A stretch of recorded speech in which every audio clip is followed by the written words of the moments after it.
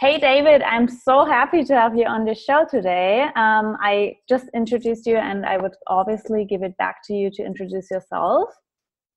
Well, yeah, well, thanks for having me on, first of all. It's always a pleasure to be with another Leo.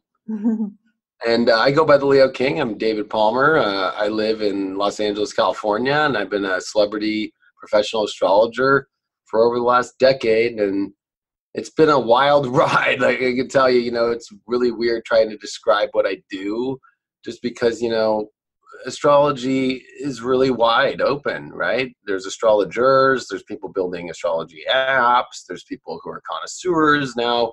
Companies now are making astrology and products. And I'm doing all the above. So it's kind of like whether it's a TV show appearance to a magazine in Walmart and Target in Canada and America or on Amazon or, just all these different placements. I just really feel that I'm just trying to get the word out there of astrology, of illuminating the collective consciousness, of connecting people and doing a daily video horoscope for the last 7.5 years. Haven't missed a day, 10,000 videos. It's really just about really connecting astrology really powerfully and letting people own it and not be timid about it because there's that stigma from the media, from science. And I'm really just trying to be the embodiment of that. Like, I'm not afraid to own this. I'm not afraid to show and open the door for all other astrologers to kind of feel more, confident about being it in the media, in the public, and in the world, and own it like Nostradamus did. Yeah, that's so amazing, especially because you do it for such a long time. And I feel like you've probably been through a lot, because when you started 7 years ago, I can imagine that, the world was completely different. Now it's like Instagrammable to be into astrology, and now it's really different and it's more popular. So how have you experienced the transformation also of humanity being more interested in astrology now and being not interested back then? Yeah, so it really started in 2007 and 8 when I was like, I'm fully doing charts now, and I had found a guy on YouTube named Christopher Witecki. Soulgarden.tv is an old website that he used to run, and it was a spiritual community online, and we were, it was very small, and so I reached out to him, and I joined pretty much the community. We became best friends, and we were looked at weird everywhere we went, and people really did not even understand what we were talking about. I mean, it was really weird. And then in 2010, I went on ABC and here in American television on a big reality show that was produced by Ashton Kutcher and Tyra Banks and the people who do The Bachelor, Warner Brothers, which is Warner Horizon. And I came out as a celebrity astrologer, and I got on all those gossip shows where they were making fun of me, like they were throwing clips of me, like, oh, this astrologer, and that was really difficult, but it also empowered me to go, oh, I have to find a new way to get it out there, because a lot of it had to do with being like, let me just get down to people's level and let me just not try and sell them on astrology, but just be astrology and wait till the tides turn. And I was a big 2012 advocate. So I was doing astrology, before that. I did an astrology documentary during 2012, like actually on December 21st through the 23rd, like filming people, talking about it. People thought I was crazy still then. So, and I was doing readings in Venice Beach on the boardwalk in 2011, just, for donation. Like I really was doing it when it was a really weird thing to do. And then I went to the astrology conference, which is called the United Astrology Conference, UAC, and it was in 2012 in New Orleans. And I went there to help Matrix Software, which does WinStar and was the beginning of all astrology software, through the greatest astrologer right now who is alive, which is Michael Erlewine. He got the Lifetime Achievement Award just at the last UAC in 2018 in Chicago last year. And so I got to work with him on a couple projects prior to that on television, and got to work for his software company at the conference. And even then, I got on the news then, and the news was making fun of us then. And so it was a very long transition to get to now. Mm. And what you'll notice now is that there's a lot of pop astrology out there now, and they get lots of followers, Instagram, but there's not a lot of concentration as far as like, I follow that and it's guiding me and it's changing my life. It's a lot more like, that's cute. This meme's cool. Oh, Yeah. let me repost this little full moon, blood moon, wolf moon, this thing, Lion's Gate. You know, like, it's not very deep. Mm. That's really superficial. That's also what I noticed, because a lot of people, they just pick what sounds good and is really Instagrammable, but they don't really go deep into astrology. That's why I appreciate your show, because I feel like people who just got into astrology, they probably don't have a single clue what you're talking about.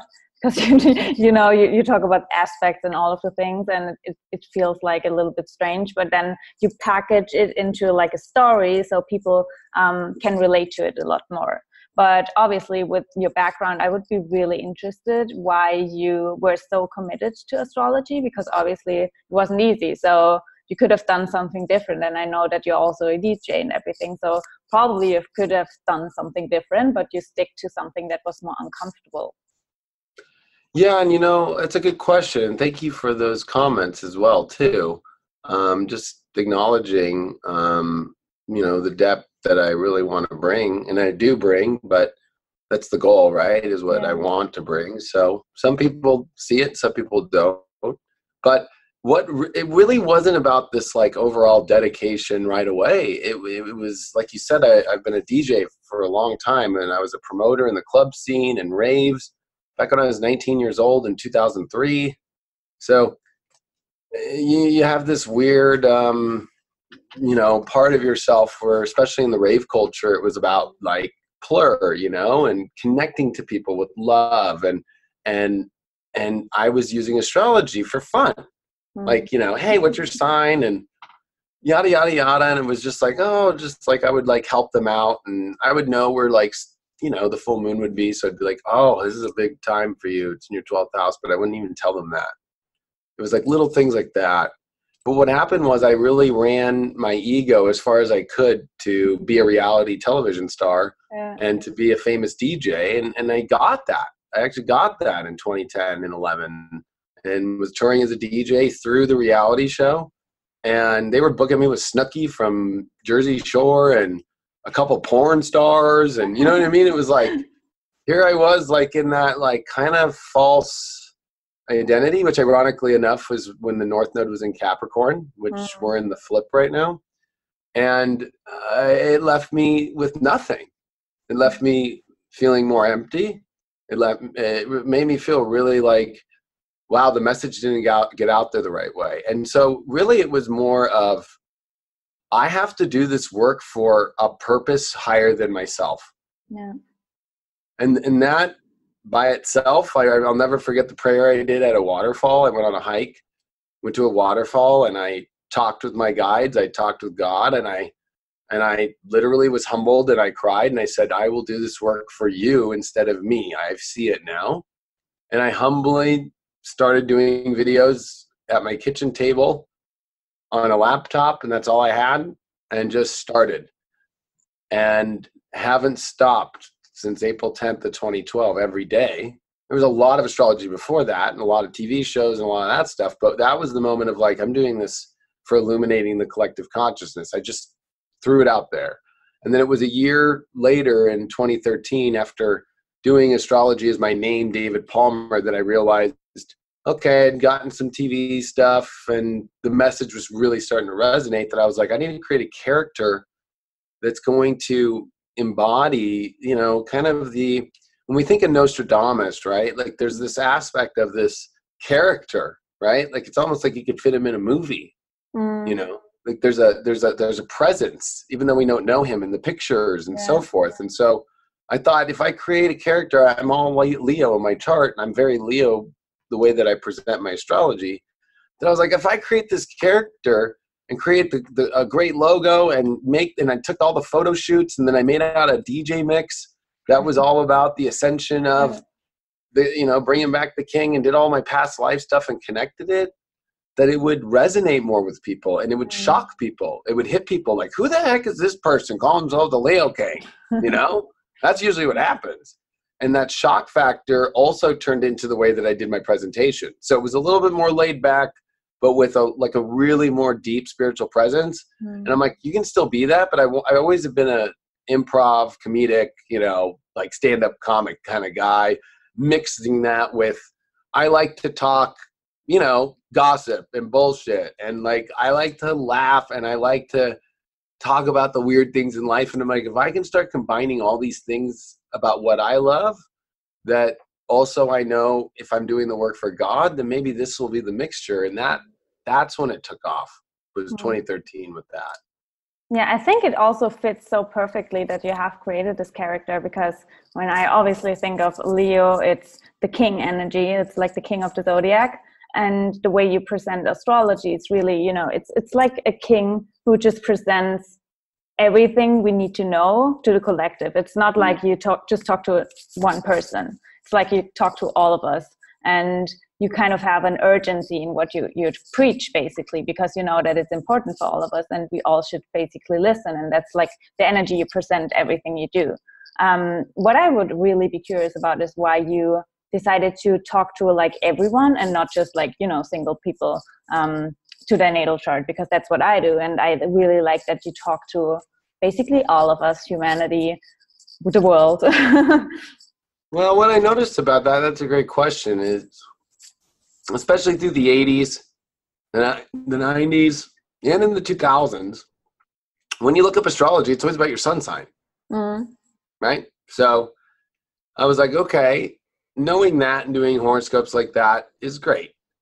But what I started to notice, and this is what we call mundane astrology, technically is the term, I started to notice that the transits that were happening, and this was all about 2012. Like the Mayans were very, very big about 2012. And the media took it the wrong way, as if, oh my God, we're all going to die. Yeah. Like physically, and watch the world die. And actually, in a weird way, it has since then.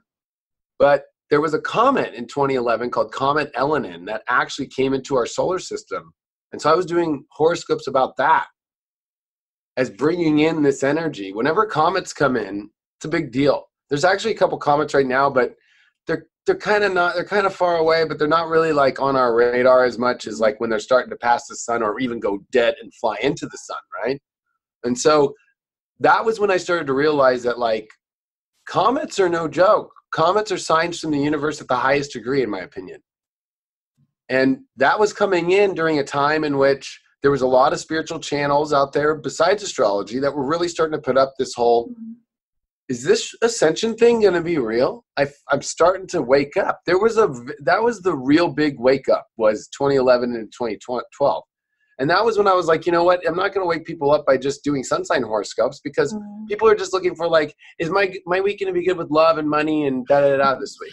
Yeah. But instead starting to hit them and being like, you're feeling this way based upon, this aspect. And plus in 2012, we had Pluto and Uranus begin their square, which, the last time that Pluto-Uranus had met was in the 60s, in 64, 65, and 66. And really at those times was the most greatest revolution of the world. We went through, civil rights changes. We went through, music shifting from kind of, poppy kind of, more, settled to the Beatles, and then, to Led Zeppelin after that. And then it just created this whole entire revolution with media and technology going to the moon. It was wild. And so that was also another aspect where I'm like, I need to show people what astrology does to the world, and it does to us individually, and how it affects us. Because if you can hit that marker, it's going to be a lot easier to hit them in their natal chart. It's going to be a lot, because they're starting to grasp time. Astrology is time. It's understanding also linear, which is the physical time, but this non-linear time, which is, going backwards or going forward and moving planets in places they're not at, which is the whole irony of what astrology is, right? Like, we take our natal chart, we look at it, And then when a planet happens to be in an area of where our planet was, we put a big correlation on it. Although there is no time stamp physically, if we can see it, there's nothing that we can see. So there is this underground non-linear time system that is affecting not only ourselves, but affecting the world, affecting the earth, affecting even just our whole entire understanding of where we're going next in the universe. So that is why I went that direction, was because you can watch sun sign horoscopes through me, or you can watch I do tons of readings every day. I mean, I've still been doing that. But, and of course that helps people a lot, but there's something about that collective, because that's where you start relating with people. That's where you're like, man, that Venus retrograde really did do this.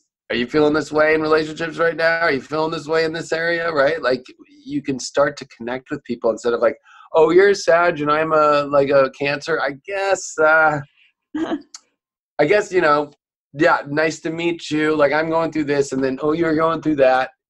But there's no common connection. Yeah. Yeah, I think it's really interesting also because, in my opinion, or how I feel right now, that ever since July and the eclipses happening, so many more people are into astrology. And I feel like obviously that also happens for a reason, because in my opinion 2020 will be a big year. So I would be really interested, first of all, how you experienced the time since July to now, and also your kind of forecast to 2020, because a lot of people put a lot of, I guess, focus on next year. Yeah.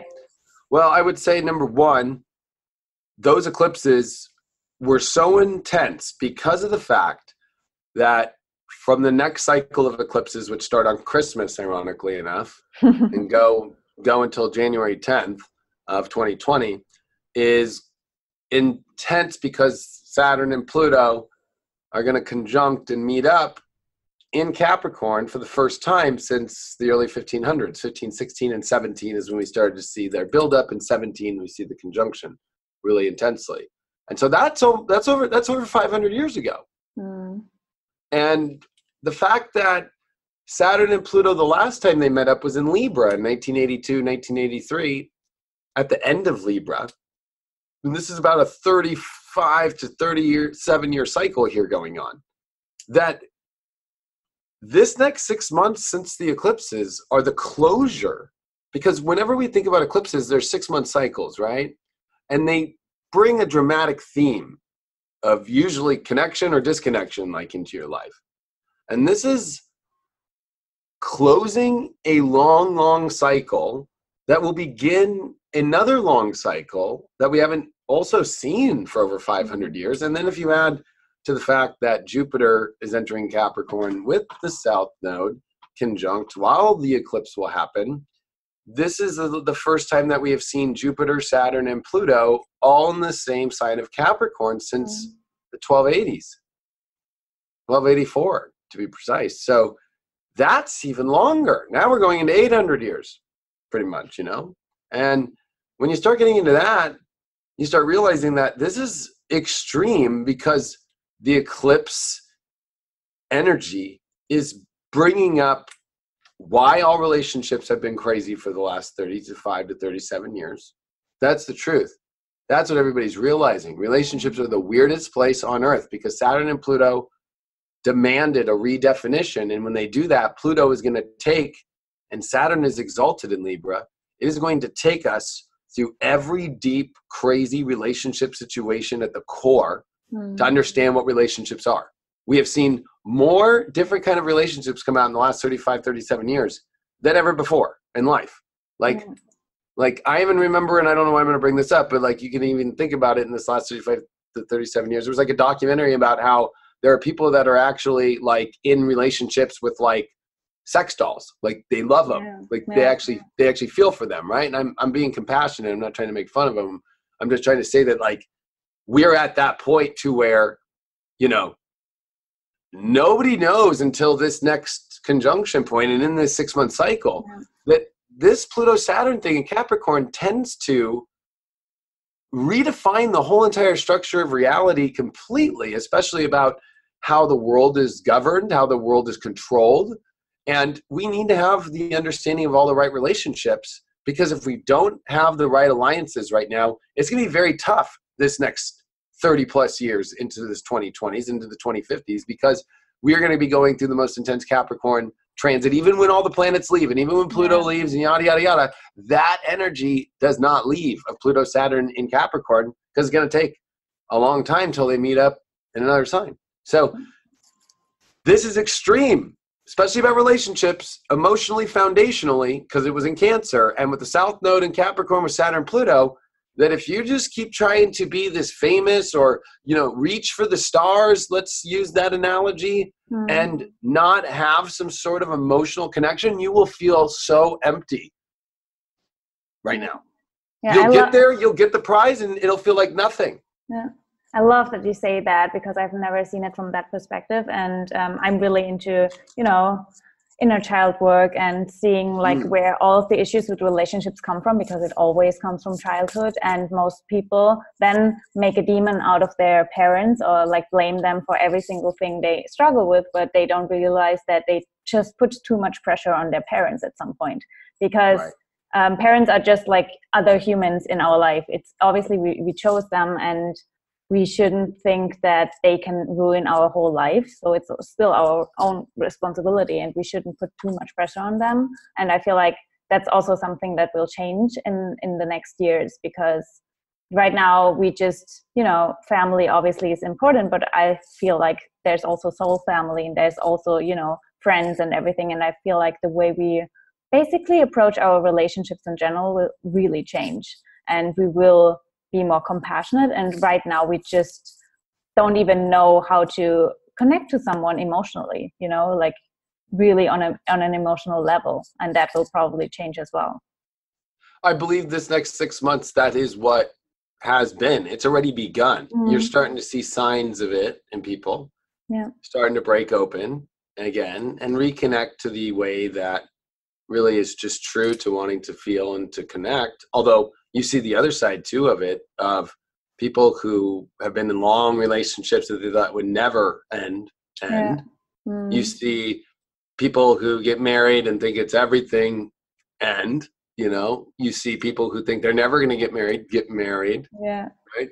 You start to see all this weird stuff. But I wanted to point out that you have to remember that the last eclipse cycle, that of course was on the very beginning of January of this year, was very intense, because it was on the South Node with Saturn right on top of it. Like the sun and the moon met with Saturn in Capricorn with an eclipse, that solar eclipse. And at that time, from that 6 months till the ones that we just had here in Cancer in the summer, we watched Chiron leave Pisces, which was a long transit at the beginning of the 2010 energy into 2011. And we saw Uranus leave Aries and enter into Taurus, where it'll be for 7 years. So the fact that we just had these eclipses means that we are now set into Uranus and Taurus fully, and into Chiron and Aries. We don't know what Chiron and Aries is like, since we found Chiron in 1977. And the last time that Chiron got into Aries was in the end of the 60s, into 68 and 69, right into there. So we didn't know that transit. We actually found Chiron in Taurus when it was in Taurus in 77. So we haven't gone even through a whole Chiron cycle as humanity yet, for a 50-year cycle, aware that Chiron existed. Yeah. And so this is really weird waters, dealing with not only the Libra energy of Saturn Pluto ending, but with Chiron entering Aries into a place that we've never even felt before, of humility about this ego thing, about, more importantly, that the way that we define our life, the humbling that we maybe aren't able to really define everything in life, and that we think that we should. That especially with all this Capricorn energy, that we have defined too many rules, we have defined too many ways to be. And this is all about this more Cancerian, and I would dare to say Libran, since we are finishing that long-term transit of true beauty through feeling, and through letting feeling and letting beauty define life. And that's the struggle, is instead we're trying to define life the way that we want to see it, and the way that these unwritten rules have been through, our whole entire existence, because we've never seen Saturn, Pluto, Jupiter, and the South Node. It was the North Node in the 1280s, not the South. Yeah. So this is pretty wild times. And with Uranus and Taurus, it makes it just like it was in the 1930s, when we saw all the world's powers shifting gears, alliances that you never thought would be alliances are aligned, and you just start going, wait, what? It's because people's values change, people's currencies, are going through shifting, and it becomes a time where people really go, I don't understand the world anymore. And imagine if you didn't have astrology to at least know that. It would be terrifying. Yeah, exactly. Because I know from like so many friends, and I don't know, this summer has been like the breakup summer at some point. And obviously because I am into astrology, I can kind of see why.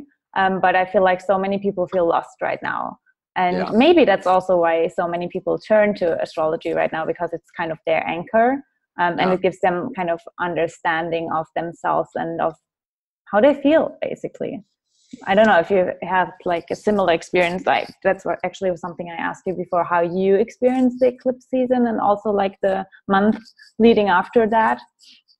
Oh, it was intense. I mean, for me, my divorce had finalized, which was pretty intense to go through. I'd never been through a divorce before.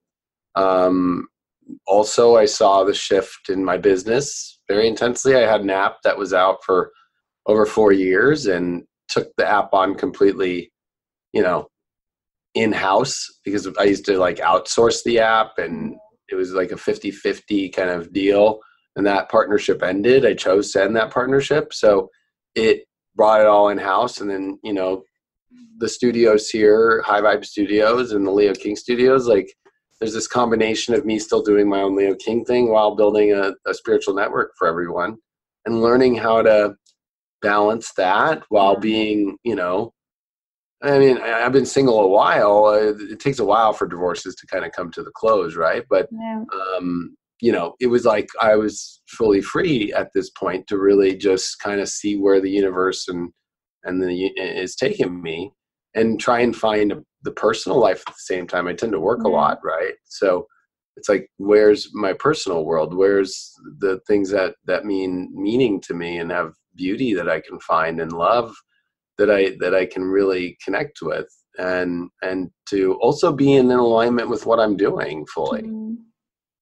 Yeah. What's the difference actually between, your avatar, or however you want to call it, like Leo King and David Palmer? Like, what's the difference? Is there even a difference? Well, when I launched the Leo King, his birthday is June 19th, 2013. He's Sun, Jupiter, exactly conjunct. Yeah. So I waited. I planned it out for a long time in Gemini in the 11th house, and he's a Leo rising with a moon in Scorpio conjunct Saturn. So in the 3rd. And the Leo King is wild and erratic, and you don't know who you're going to get. You might get the crazy, most fun, laughing, like, oh my gosh, he just said that, to, oh my gosh, he just said that. That is exactly what I needed to really feel on a deep, deep level. And both are deep, but there's like there's an ownership of leadership with one part of the Leo King, and then there's another part of just wild, crazy, like, I'm going to make you laugh and get the point and get you real deep. David is disconnecting from that and running the behind the scenes, running the business, coming up with the ideas, coming up with my imaginative dreams, really more tapped into a lot of psychic work. The Leo King is too, but the Leo King waits for the moment, embodies all that I have come up with, and rocket ships it for me. So he's a rocket ship, and he's about the message, and he doesn't care, how intense and crazy and radical it is, where David does. And so there's moments where I feel that now, when it's David, I'm just talking about my personal life and my experiences I'm going through from a very vulnerable and very sensitive place. I'm not afraid to tell anybody anything. I talk about full-blown vulnerability in the most like ways that most people never would. And that's how you're coming from like my experiences. And the Leo King is more like, in Hollywood, we have a saying, like, it doesn't matter, like, the show must go on, right? That's the saying in Hollywood here. And so there's that part where the show has to go on, and that's who the Leo King is. And it's important, though, because to do light work, the light has to stay on. The bulb just can't burn out, and we can get lazy and not change the bulb and that, that light in the corner or whatever, because it's a weird bulb, right? Like there's life where we have weird bulbs for weird lights. Well, the Leo King is like the most unique light. Like it's a special order light you have to go buy from some weird company probably to go replace that one. So there's something about like always maintaining everything to make sure that light's always on. But would you say that you also can use that as an escape mechanism at some point?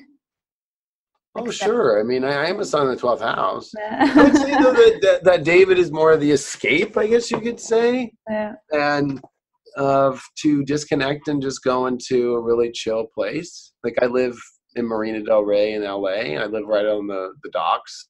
I jet ski race. I'm a professional jet ski racer. And I'm a musician. I'm a house DJ and producer. And then I'm a CEO of 2 media companies. And I'm helping people get their word out through my apps and with the partner that I have and with Craig, who's my operations manager.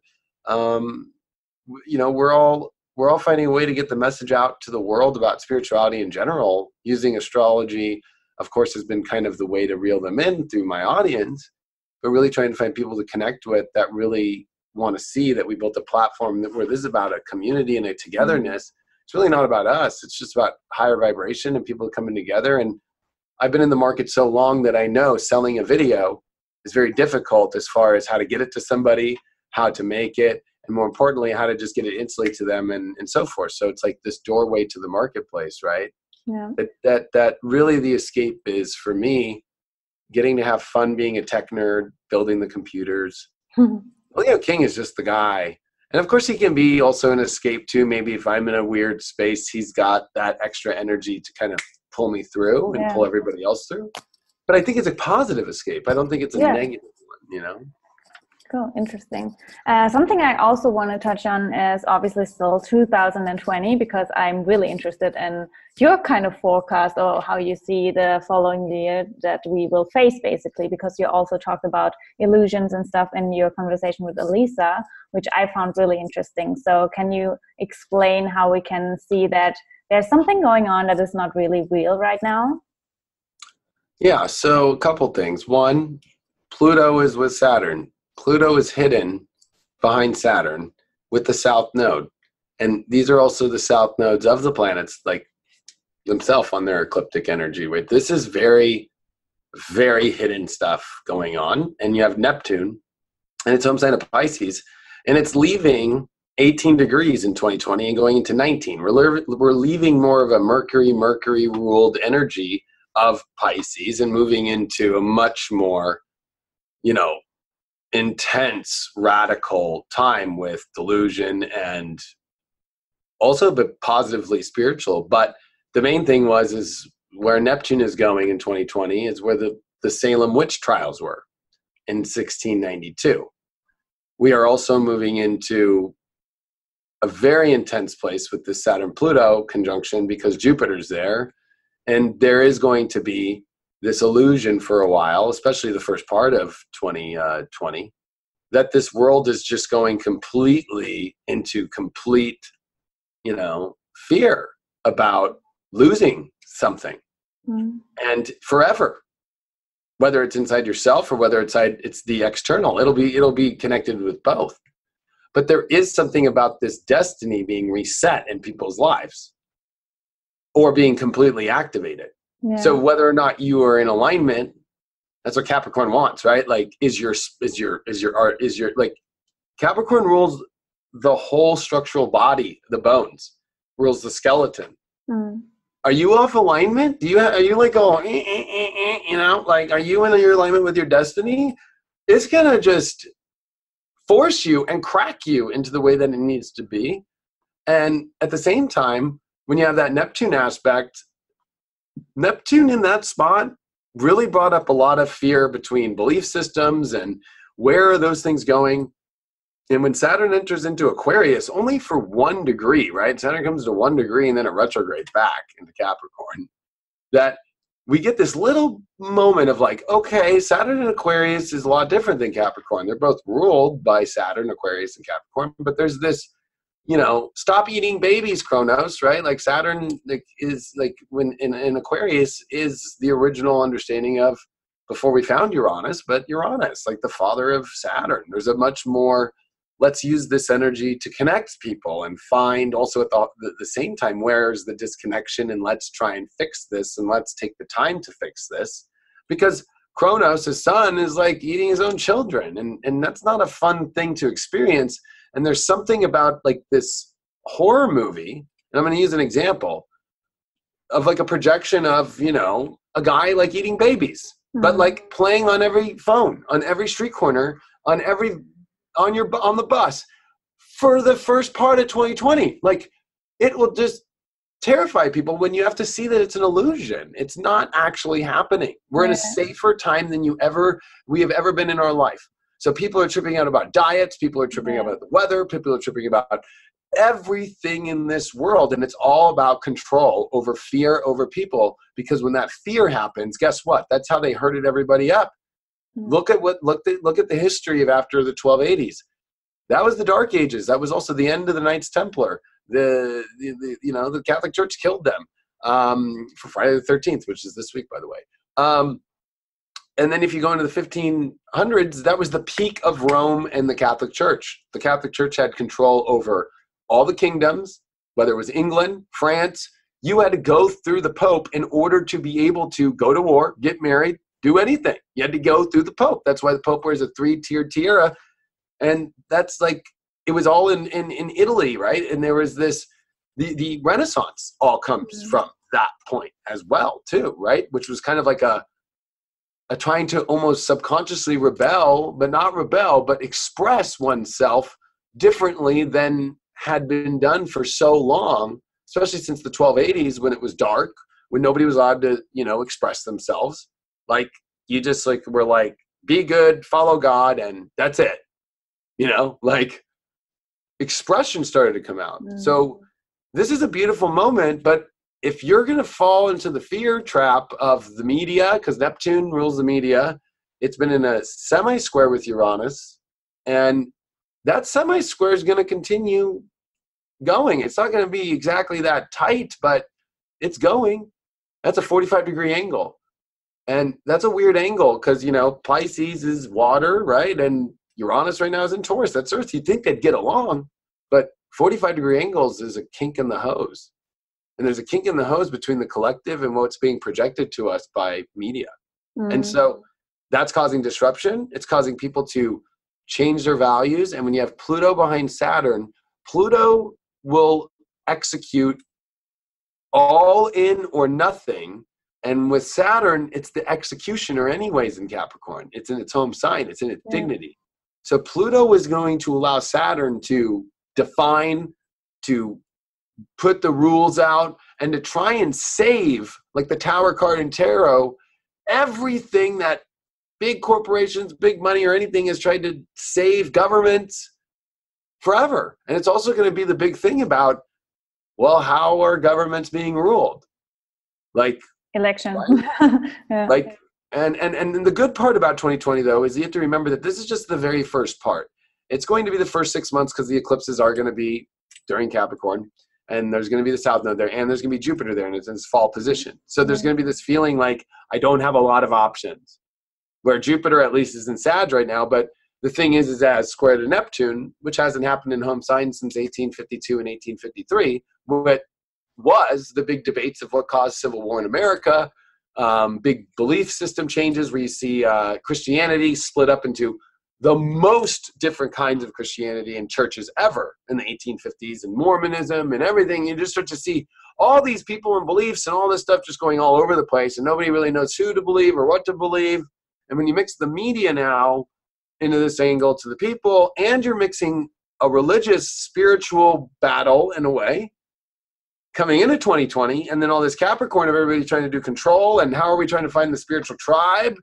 It becomes a mess. It becomes a mess, and it becomes also the activation of destiny to where it's like people came down there that know that they're here to bring that comfort to people and help them and assist them and show them it's not as scary as it looks. This is adjustment. This is actually turning us to a better world. That's what Saturn in Aquarius is about, where it meets with Jupiter at the end of 2020.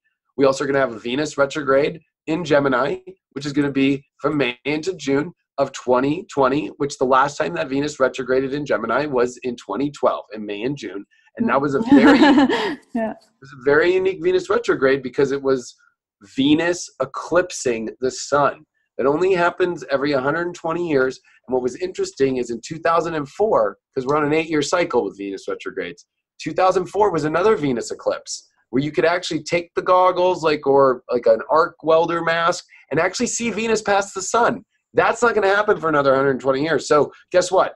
We have not completed that understanding and had a Venus retrograde in Gemini, which rules the environment. This is where the North Node's moving, is into Gemini in 2020. And that's exactly, in Western astrology, that's the exalted position of the North Node. Where, this is like the good spot for the North Node because we want to aim towards understanding this reality. And astrology and the understanding of this universe is mercurial. And so it's almost good that Saturn or Jupiter's with the South Node because people are getting a little bit too lost in looking and looking and looking and looking where this North Node in Gemini, this Venus retrograde in Gemini, this stuff is going to be about, no, let's look at the facts. Let's look at this reality. Let's understand the truth through all the fog, through all the fear, through all that, and rebring happiness in relationships and in what kind of money we're going to try to figure out at that time. And then we have Mars retrograding in its home sign of Aries, its dignity. And it's going to cross over its exalted point, 19 degrees Aries in retrograde. And that's going to be intense because that's coming right before the Saturn Jupiter at the end of the year. And so when we have a Venus Mars retrograde year, like we did in 2018, unfortunately, things get really intense. And Mars is going to be squaring over to Pluto during that retrograde.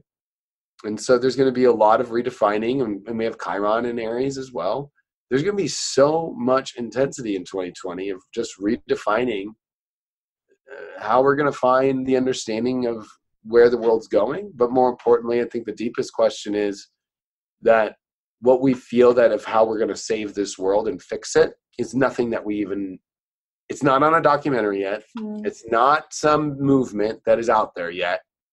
Because if you notice, any movement that's going out there still is not really doing much. Yeah. It hasn't caught the attention of everybody fully yet. You can't do a movement that doesn't catch everybody. Like you can do it, but you got to be able to convince the whole world with Aquarius. So there's something different, and there's also usually some sort of interjection from some information that is foreign to us that we are going to get interjected with Jupiter entering Aquarius and with Saturn there, conjuncting for the first time in an air sign in over hundreds of years. Jupiter and Saturn for the last 200 years have been meeting up in earth signs. And so this is also going to close the Jupiter-Saturn conjunction of Taurus, which was in 2000. And Taurus is where Uranus is, of value and money and self-worth and what is it that we want to create, right, in this life? We are finishing the understanding of that in many ways. There is a lot going on. And fear is the one thing that you have to learn to let go of because it's control to manipulate you into going into movements that are not true to what's really going on. Yeah, I mean, fear is the ultimate illusion, in my opinion. So no wonder they trick us with illusions or with fear. Something I really would like to have your opinion on, because it's something I'm really fascinated and interested in, is the theory of if we live in an illusion and if, it's all just a simulation that we basically experience here on Earth. I mean, of course, I could say yes to both of those. Yeah. But I think through astrology, it's pretty simple to say that there's a 6th house, there's a 12th house. There's a physical reality and there's a non-physical reality, and we're somewhere in between both of that. And so I think we can associate with our dreams by feeling like we're completely out of this reality. While at the same time, I'm talking to you on Skype and I'm hitting a vape pen and I can taste it. Yeah. So there is something about that there is a physical reality. And that the way that it's set, though, using astrology, that there is predetermination in it that is stronger than free will. Yeah. Like the fact that we have to breathe air, the fact that we have to eat and drink water, the fact that, you know, we're not really truly free to truly go full free will. When we say free will, it's like you only are deciding on what has been predetermined and shown in your life. Like you'd be like, oh, if I had free will, I'd go get a boat and I'd go over here. It's like, really? You're still on some sort of predetermined track of this reality that somebody's been through, or it's been shown to you, or it's come up in your head. It's been shown in a movie. It's all been, everything in this universe is projected to us. Think of the sun. The sun is like a big projector in class when you're a kid, and putting up, or at a movie theater, and putting the video on the wall. So this reality is the video on the wall. We don't adjust the video. You have to go all the way back to where the projector is to adjust the zoom and the focus of that, or the tape itself. And there's something about the predetermination of planets that blows my mind the most, because it's not like, if you understand how deep long time is, right? Like, think about it. Like, it's never shifted. It's never shifted. Like, we know exactly where this planet was then. We know where it'll be tomorrow. We'll know when the full moon will be. We'll know exactly the moment. Exact. And so everything in this reality has this preset situation going on, which I truly believe that we are watching a movie.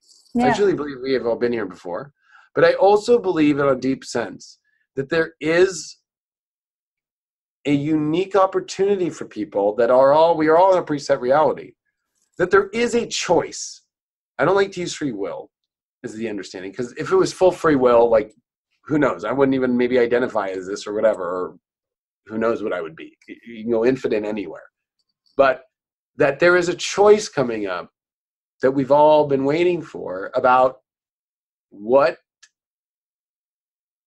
It's almost like if you were in a movie and halfway through the movie, it stopped and you had a choice between A or B about a different version of the movie that you want to see. Do you want to see its cataclysmic fall, or do you want to see a great ending, or do you want to, and maybe there's a C, you know, in life, sometimes there's always that weird third thing that you weren't thinking about. Like, maybe it goes into a whole nother movie, but I would say it's more of an A or B situation. And I think that that's going to be the big choice that 2020 brings, and pretty much catapults the whole entire decade. I think that 2020, of course, gets a lot of attention because there's lots going on, but there's a lot going on in 2021, 22, and 23. Yeah. It's not like it's really, you know, going to stop at 2020. And then, and I don't know if your clients say this, but they say, when is this all going to go back to normal? Yeah. When is this going to end? The whole craziness. What I would like to ask you, what do you usually tell them? Life is a learning experience. I mean, how boring it would be if it would end. I'm excited about everything that is really intense, obviously, maybe because of my 8th house, but I don't know. I just love it. I love every challenge just because we get to learn and grow from it. I love that answer. Yeah. I always tell them that the Mayans are right. It was the end of the world as we know it. Yeah. And if we understand where we're at in the galactic plane now, as you know, our sun is in the solar system is in this galactic equator, we're rising now to the upper part of the equator, just as if when the sun reaches Aries, and now on the ecliptic, the sun now is gaining more sunlight, you know, for the next 6 months until we reach the next equinox. There's a 12,000 year aspect, and then another 12,000 year where we go through the fall and the winter of the sun in the galaxy.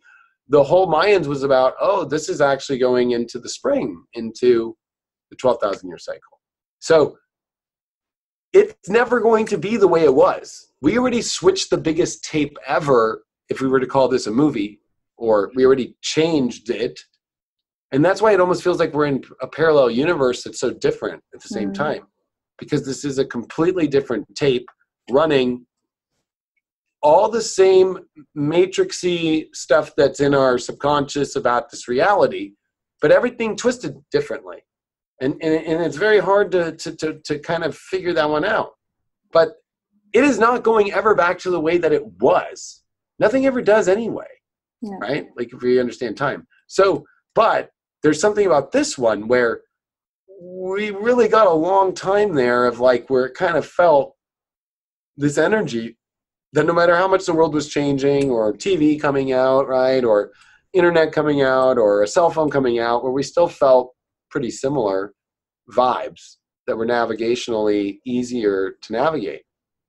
This is new, higher frequency vibrations that the planets are also, which is why predetermination is so important to understand, is that the fact that we had a Pluto-Uranus square from 2012 to 2015, then we come into a Saturn-Neptune square in 2016, with the South Node on Neptune, by the way, too, in square. Then, we come into the big eclipse that was in Leo, and the North Node moving into Leo in 2017, the lunar eclipse with Mars retrograde exact conjunction square Uranus in 2018, and now the buildup of Saturn and Pluto in 2018 to 2019, and now in 2020 they come up together. Saturn and Jupiter happening in 2020. This is stuff that you just go, this is insane mathematically to have all these things continually happen. And when you keep looking forward, it just keeps going like that. Yeah. It's not like it just dies out. It just keeps getting more intense and more, because this is raising the frequency of our souls, our vibration, and the planets are raising the frequency of this solar system that we're in. Yeah. I mean, as an astrologer, it's probably more fun for you to explain all of that because so much is going on, basically. But I also feel like, the way I see life, you obviously gave the analogy of a movie, but for me, it's like more of like a video game, really, where you have multiple options to, approach a level or whatever, and you have multiple tries as well, and then you can see where you basically land. It's just like, playing, basically. Yeah.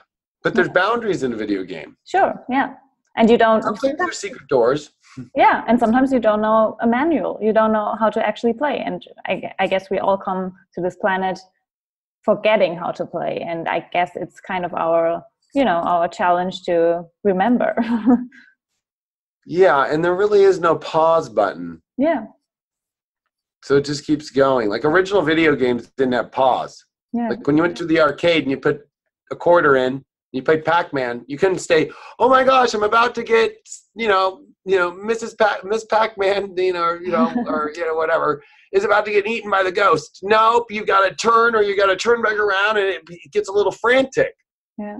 Oh my gosh, right? Like, and that's where we're at, is people feel like they were able to pause because the planets were doing a lot, but they weren't really, they were all setting up for now. They're setups. And so when you brought up like, oh, people might not understand what I'm saying is, this is astronomy. It's just like understanding like how planets meet up in cycles. Yeah. Like, Pluto and Saturn are always about, technically it's like 33 years because you start to see them come into a sign, but it takes them until they actually conjunct, depending on the actual like aspect of it. There's 35 to 37 years of it, hitting. Same thing with Pluto and Uranus squares. The last one was in the 20s, late 20s, which was the Depression, which we went through from 2012 to 2015. It was also, you start to see all these like little patterns and stuff that Jupiter, Saturn, 20 years. It's always 20 years, and it's always on the 0 year. Like, 1980, 2000, 1960. And you always see the death of a president usually, right? JFK, 1960, 1980, Ronald Reagan gets shot. 2000, George Bush gets an attack, and they try to hit the White House with a plane, supposedly, but it still did. And he had a shoe thrown at him. And you go to 1940, and FDR, which was the president of America, was the only president to run a third term in 1940. And then he ran a fourth term in 44. So there's always something really weird that goes on. 1860, Jupiter, Saturn elected Lincoln. 1880, Grant died in office after 8 months. You start to see these patterns, and you can't deny them. Yeah. So what's going on in 2020 then with our election in the US? Well, one is if Trump does not win, based off this Jupiter-Saturn aspect, there's always a weird way it all happens. One, let's look at the last Jupiter-Saturn, which was 2000 with Bush. He won, but it was put on hold because of a recount, because Al Gore actually said he was dropping out, and then he said, no, I'm going back in, and there was a recount in Florida. Really weird. There was also a Mercury retrograde the day of that election. Yeah. But really weird. Bush wins through the Supreme Court deciding, okay, you're going to be the president based off what we feel and what we see from the Florida recount. So, that's a weird thing. Then the 9/11 attack happens and almost, kills him in the White House, but that's the only plane that doesn't hit anything, So, you have that. Then you get to 1980 and you get an actor that goes to run for president, Ronald Reagan, and wins by a landslide. Not a politician as far as he was governor, but not a typical situation. And then he gets shot in 1981, and then Nancy Reagan gets Joan Quigley, an astrologer, to plan everything for the rest of his whole entire presidency and saves him that way.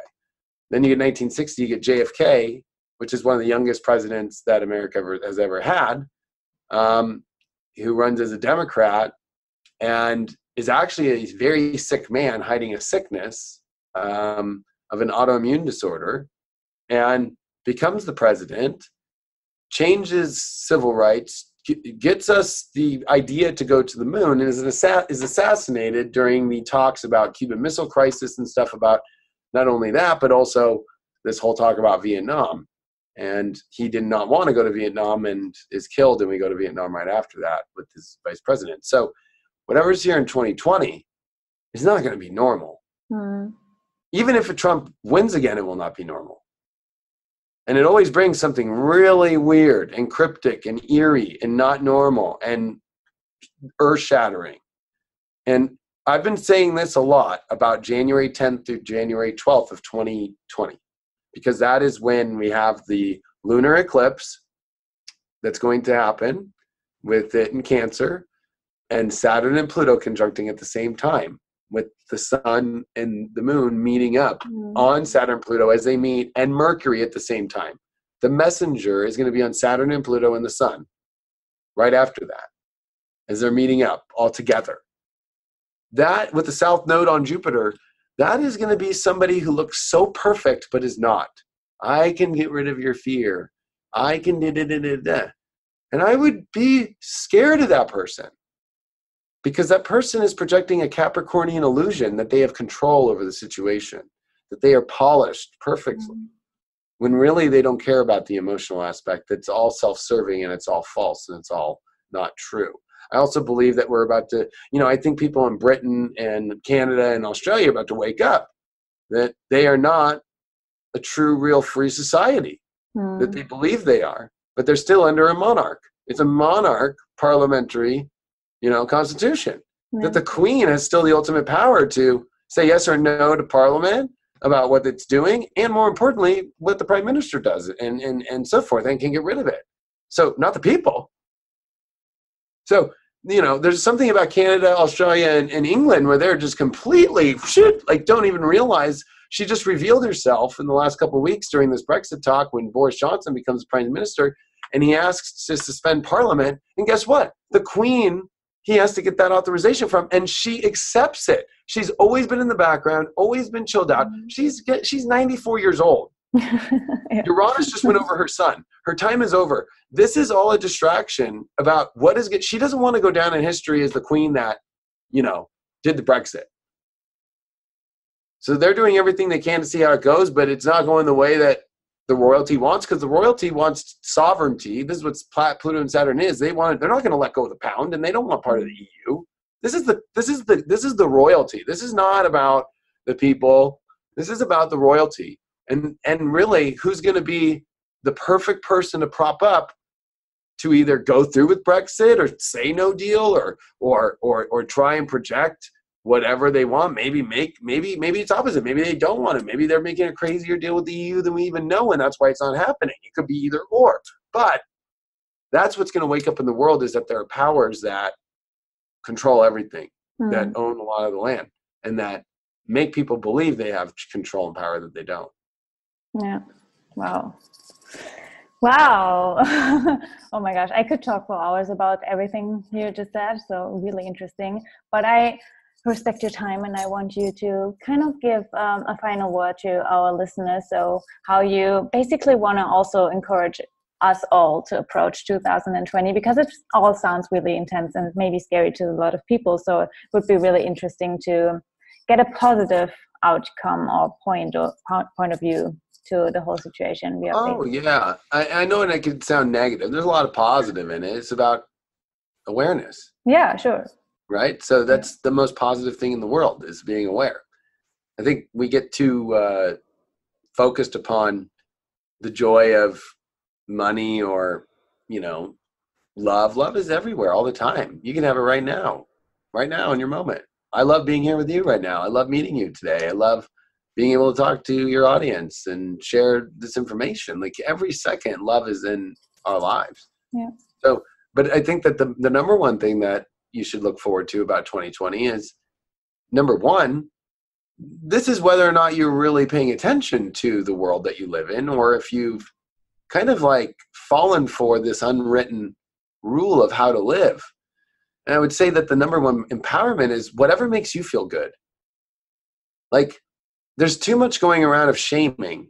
Capricorn can shame really hard with the South Node there, especially with Jupiter. Shame your beliefs, shame what you're doing, shame your diet, shame how you're living, shame this, shame that. That's not how we're going to bring people together. So when you start even shaming your partner or your friend or your family member about how they're acting, right? It's like, one, find compassion with Neptune. This is a time to find compassion, and true spirituality is through compassion. Two, it's a time for you to not to be okay with being what makes you feel good. Like, this world is way too lost in that we are bad people, that humanity is bad. Humanity is ruining the earth. Well, I'm here to wake people up that the biggest wake up about aliens, which all Aquarius rules, is that we're an alien species that were brought onto a planet that we do not belong on. Yeah. We are not natural. We live in, the people think that we're destroying it, we're these bad people, and we have to learn this integrity. And I believe parts of it. But there's another part of it, like, we were purposely thrown here for some sort of reason, and we are not from here. We are not from the earth. And there is something that that we were here for some sort of purpose. And a lot of it is to find the understanding of your own comfort in your own self. That's how we change the world, opposed of this shaming on everybody of, and especially, I'm not talking about the shaming, of course, if somebody does something really bad, of course, right? Like mistreatment of people or murder or scandals or cheating or yada, yada, yada. We still have to find some sort of compassion in that somewhere. It's very difficult, but the main thing is in like how to live this whole rule, how to be. Nobody knows what that is. We're human beings who are experiencing uniqueness through ourselves. And if everybody starts wearing the same clothes, eating the same food, living the same way, we are no longer individuals anymore. And we are all truly sheep with the same herd. And that's the only thing to be afraid of, is falling victim to that, not following what your emotions are telling you to be. And with with the North Node coming into Gemini and with Venus retrograding there, there's a lot that's about re-understanding the environment of your life, not the environment. Whenever we hear environment, we think about nature. The forest. Yeah. No, your own environment, and also more importantly, the understanding of the universe. It's mercurial. It is hermetic. And we have to look to, with South Node in Sag, to our past beliefs, our past teachings. What did the ancient elders teach in the past? And this is a thing that allows us to understand the moment. And instead of, you're going to see the savior, or I believe this is the right direction, or even a false belief that is projected on us with the South Node, in Sagittarius, that can be kind of scary. Yeah. Wow. Wow. Thank you so much for your insights. I think also, you know, it's just awareness is like the biggest topic of our culture right now. And I believe if we all realize that we have the power within us already, if we just don't listen to the things that basically tear us down or take the power away from us, then, you know, that's everything in life. And then you realize that it's all just a game and for you to experience. And then you can realize that everything you go through is just, you know, amazing. It's a learning experience. And if all these things wouldn't happen, even in, you know, politics and everything, life would be so boring and so, you know, vanilla. And that's just, I don't know, that's just not fun. So I think it's encouraging. Yeah. You bring up a great point there. That's what makes, this is the best seat anybody can have to the best show in the whole entire world right now. Yeah. And the more that you accept that, and the more that you have fun with it, and the more that you follow the feeling, like, are you going to really sit in this seat and be uncomfortable? Like, stand up, adjust your pants. Yeah. Take your belt off if you need to. Like, make this an enjoyable experience. Yeah. Love. Have love. No matter how crazy it might seem. But it's these rules, these restrictions that we're putting on ourselves, these walls that, you know, Pink Floyd did it best with their whole album, The Wall, and the movie, The Wall, which was about when you live in these walls, we get the depression, the drug addicts, like all that stuff comes from projecting these false walls of not truly allowing ourselves to feel who we want to be, you know, and this is where you have to go. And there is something about destiny that has arrived, and you have to let go of past trauma that has affected you, because that unfortunately, like, everybody goes through some sort of trauma in their life, and trying to one-up people on trauma now doesn't work. Chiron's done with Pisces. It's done with this whole, like, I was given this bad hand, and I was given this bad hand, or in astrology, I was given this horrible position in my chart. It's like we all were given whatever you want to look at as a beautiful gift of humbling ourselves to the truth of who we are, not this negative, oh my God, and da-da-da-da. Everything that's happened to us is for a positive and beautiful reason. Everything. Yeah. So, you know, holding on to old stories, and you got to remember that's a lot of this Jupiter South Node, and more importantly with the South Node coming into Sag, there's a lot of this, you know, holding on to old stories. Which I kind of in a way like, because I feel like that's, you know, we chose that, and we chose it for a reason, because we want to learn all of the things that we have been through, and it's just the contrast showing us to where we actually wanted to head when we decided to come here. So I don't like the idea of, you know, just denying your trauma, just not looking at it, because I feel like it's the biggest learning lesson we have. Yeah. I agree 100%. It's just about not owning it, like, for, like, as a victim, basically. Yeah, or just like, that's your costume. Like, that's not your costume. Those are love marks underneath your shirt. You know, people today freak out about birthmarks, or, you know, scars, or whatever weird thing about them. It's the uniqueness that makes you you, and it's about looking at them as love. And when you're able to admit that, nobody even notices that stuff. They only feel your beautiful, loving presence. Nobody anymore is falling for the false thing of, like, you know, how I physically look, and if I adjust it that way, then people will like me more. It doesn't matter how you look. Yeah. It's what comes out and what draws people in, and what glows. There's a million billion beautiful people out there who people can't even stand to look at, just because what comes out is false. Yeah. It's also the energy. It's always, like, it's the energy. Also, you know, I'm also into human design, and I know that we also attract people according to their human design and their energy, because they kind of match at some point. And it's also like, you can also compare that to astrology, because sometimes we just attract people to mirror something back to us that we might have denied, rejected, whatever. And that's why they are so attractive, and why we can learn from each other, because it's just, everything is a mirror, basically. What are you in human design? Projector. What lines are you? 6-2. Very nice. Role model. Yeah. Self-projected. Hermit. Yeah, you're good. Oh yeah, you're obviously also, I think you're a manifesting generator, aren't you? Yeah, I'm a pure manifesting generator, 5-1. Yeah. So yeah, because I could have guessed that you were a manifestor as well, that would have fitted as well. Manifestor, but you obviously you have the sacral link to the throat. Mm-hmm. Yeah, that makes sense. Yeah. And solar plexus, or sorry, yeah, solar plexus is just empty. Only the solar plexus? No, I have a lot. Both parts of my head. Solar plexus, having a solar plexus empty is nice because I don't get emotionally attached to things that I don't need to. Yeah.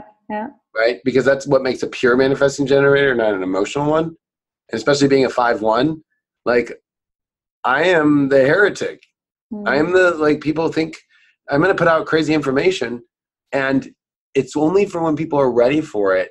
But when they're ready for it, oh my gosh, they eat it up. But they almost can look at you 5-1 like saviors. Like the guy who created human design was a pure manifesting generator 5-1. So that's why he always wore a hat or always wore a weird outfit to take the energy off of him and have them focus on that opposed to him, because it's kind of crazy. People start coming at 5-1s because it's a very seductive energy. And then with that emotional aspect empty, it's like, people take you the wrong way if you're just like I'm this is where I'm feeling, I'm going off my gut and I'm waiting for a response and then I'm going 100%, and it's a why I love human design. And actually I'm not a professional human design, I'm just more of a connoisseur. But interesting. So thank you so much for your time. Before we leave, I want you to give the listeners an opportunity to find you. Obviously you're the Leo King probably everywhere, but the last word is for you. Yeah, if you just want to find me out, I'm just go to leoking.com, and then you can find my Instagram there. My YouTube is the Leo King, Facebook, but highvibe.tv is my platform and network that I've co-founded with a woman named Abby Moneyhun. She's awesome, and we have amazing talent on there, and daily, weekly. We have hundreds of videos a week to almost 1,000 a month we're at now that we do. We're on Apple TV, Roku, iOS, Android, and it's amazing. So that's the best places to find me. Perfect. Thank you so much for your time. I'm pretty sure maybe we'll continue the conversation sometime soon. So happy 2020 for everyone, and we will hear each other very soon. Bye-bye. Thank you.